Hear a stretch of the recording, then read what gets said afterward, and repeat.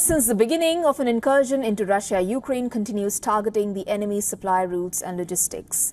In the latest, Ukrainian HIMARS artillery destroyed a strategically important bridge outside the village of Glishkovo in Russia's Kursk region. It lies about 15 miles north of the border with Ukraine, well within the 63 miles cross-border limits set by the United States for the use of its weapons. Both Russian and Ukrainian media reported on the damage to the same river bridge, a logistical bottleneck used for delivering equipment to the front line. Amid the increasing attacks, Russian forces destroyed a Ukrainian reconnaissance and sabotage unit that was armed with weapons from NATO countries. According to Russian media, samples of small arms were recovered from the targeted unit near the village of Kremeno in the Kursk region, and this included Swedish-made automatic carbine 5 assault rifle as well as the US-made M4 carbine assault rifle and the M2 Browning machine gun. Moscow has alleged that the West was directly involved in the planning of Ukrainian charge onto the Russian soil that began on August 5th. Now, the country's former security chief, Nikolai Patrushev, said, and I'm quoting him here, "Without their participation and direct support, Kyiv would not have ventured into Russian territory." Meanwhile, in East Ukraine, Russia has turned up the heat on enemy forces.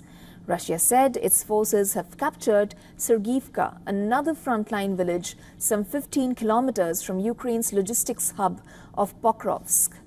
Moscow's forces have been advancing rapidly towards Pokrovsk, prompting Ukrainian military authorities to urge civilians to speed up their evacuation.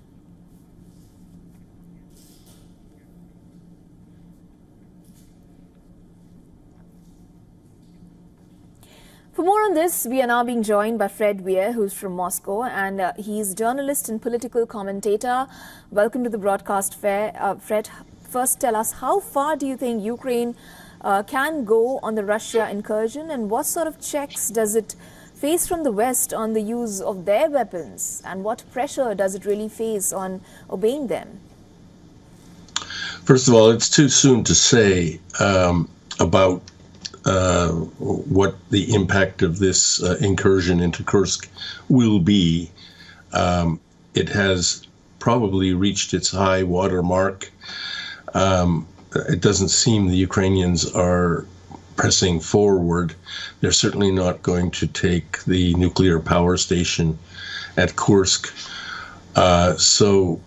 which seems to have been one of their objectives. So what we can say at this point is the fighting is ongoing there, and that the initial advantages, that the victorious mood that it was created because when they did go in is probably starting to dissipate. Yes, Ukraine achieved a psychological advantage, a morale boost, a propaganda victory, and that's all it seems to be, because otherwise this slice of Russian territory is very small. It's a tiny, tiny fragment of Russia's territory.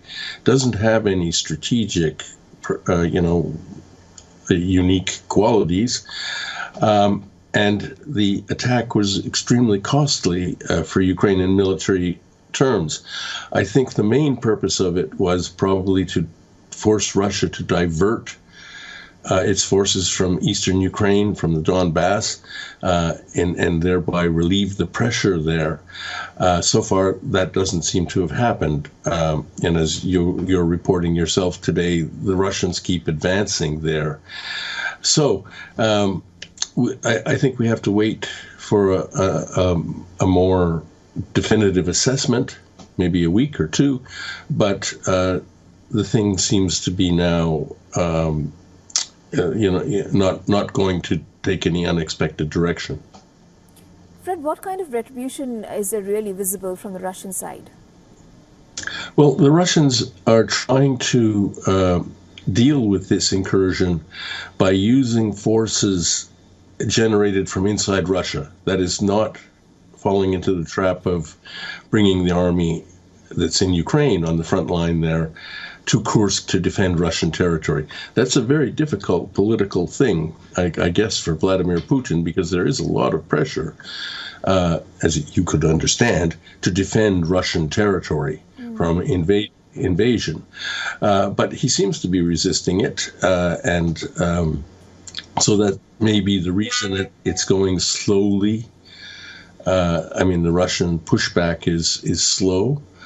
But it does seem, I mean, and again, it's the fog of war. You don't really know. But it seems like the Ukrainian advance has ended. I mean, they're not going to be going forward much further, either because they don't have the resources or because the Russians are starting to push back hard.